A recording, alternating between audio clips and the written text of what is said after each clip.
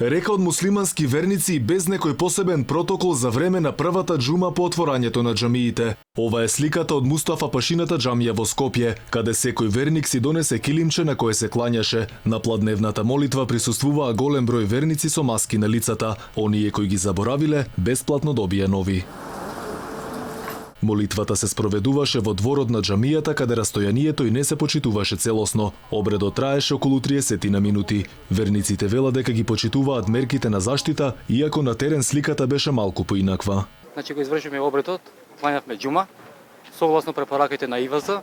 Препораките да имаме растојание измеѓу како што се правилата, како што се дадени од страна на институциите, фактички треба да Малку растојание не се почитуваше денеска од многу верници што имаше.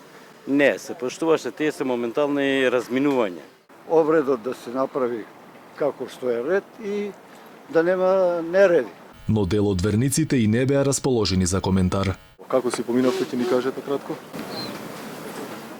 Да.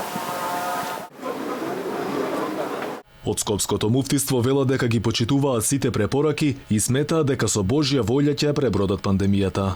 Фала му на Господ, се клањавме колективно овој намаз или ова молитва на петочна молитва со сите мерки превентивни што сме ги превземале.